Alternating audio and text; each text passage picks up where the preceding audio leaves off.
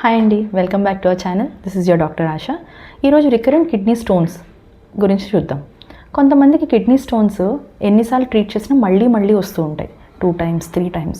అసలు దీనికి కారణం ఏంటో చూద్దాం. It can be because of your diet అండి. High animal protein intake, high salt intake and less of citrus fruits. వీటి వల్ల స్టోన్ ఫార్మేషన్ రిస్క్ ఎక్కువ ఉంటుంది. అంతేకాదు కొన్ని మెడికేషన్స్ కానీ కొన్ని health conditions like diabetes, obesity, hyperlipidemia, hypertension, వీటన్నిటిలో కూడా స్టోన్ ఫార్మేషన్ రిస్క్ ఎక్కువ ఉంటుంది. అండ్ ఆల్సో మనకి కొన్ని జెనెటిక్ కండిషన్స్ ఉంటాయి. అంటే ఆటోమేటిక్గా మినరల్స్ అనేవి ఎక్కువ యూరిన్లో పోతూ ఉంటాయి అన్నమాట కొన్ని జెనెటిక్ కండిషన్స్ వల్ల. లైక్ కాల్షియం అవనివ్వండి, ఆక్సిలేట్స్ అవనివ్వండి, ఇవి ఎక్కువ యూరిన్లో వెళ్ళడం వల్ల కూడా స్టోన్స్ ఎక్కువ ఫామ్ అవుతాయి.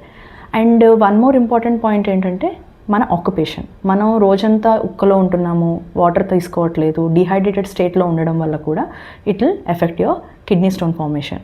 అండ్ యూటీఐస్, కొంతమందికి క్రానిక్ యూటీఐస్ వస్తూ ఉంటాయి, వాళ్ళలో కూడా యూరిన్ ఇన్ఫెక్షన్ ఉండి స్టోన్స్ ఫార్మ్ అవుతూ ఉంటాయి. సో వీటిల్లో ఏంటి మనకి కారణం, ఎందువల్ల మనకి రికరెన్స్ వస్తుంది అనేది తెలుసుకోవాలంటే you have to definitely consult your యూరాలజిస్ట్తో కన్సల్ట్ చేసి డిస్కస్ చేయడం వల్ల మీలో ఏ రిస్క్ ఫ్యాక్టర్ అనేది రికరెంట్ స్టోన్ ఫార్మేషన్కి కాజ్ అవుతుందో అనేది ఐడెంటిఫై చేసి ప్రివెంట్ చేయగలుగుతారు.